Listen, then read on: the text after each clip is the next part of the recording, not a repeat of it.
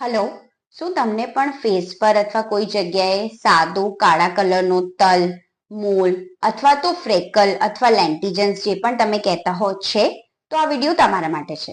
સૌથી પહેલા જે બચપનથી તમને છે અથવા પ્યુબર્ટી એટલે કે 10-12 વર્ષે દેખાવા માંડ્યો છે, જેને આપણે સાદો મોલ કહીએ છીએ, જે મેલેનોસાઇટ્સના પ્રોલિફરેશનને લીધે થતો હોય છે, વિચ ઇઝ કમ્પ્લીટલી નોર્મલ. એને કઢાવવું નહીં કઢાવવું એ તમારા બ્યુટી સ્ટેન્ડર્ડ્સ પર જાય છે.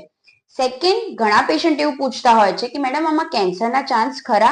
હા, જે મોલની સાઇઝ ઘણી વધારે હોય અથવા વધતી જતી હોય, અમે એમાં એવું કહીએ છીએ પેશન્ટને કે ABCD નું ધ્યાન રાખવાનું. એટલે એબનોર્માલિટી ઇન કલર, એનો બેઝ, એના ડિસ્ચાર્જ અથવા તો સડન ઇન્ક્રીઝ ઇન સાઇઝ અથવા પેઇન થાય છે, તો આ બધી સાઇન્સ છે કે એમાંથી કેન્સરના ચાન્સીસ છે.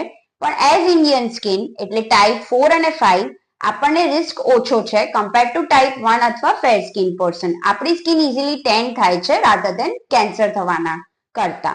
બટ ડેફિનેટલી ઘણા લીઝન્સ એવા હોય છે કે જે સજેસ્ટ કરે છે પ્રી મેલિગ્નન્સી અથવા મેલિગ્નન્સી, જેમ કે બહુ બધા તલ અચાનક દેખાવા માંડવા અથવા તો પછી ઘણી બધી વાર સડન ઇરપ્શન્સ, એટલે પહેલા તમને કઈ જ નથી અને અચાનક જ બહુ બધા દેખાવા માંડ્યા, જે ચેપી મસા પણ હોઈ શકે છે.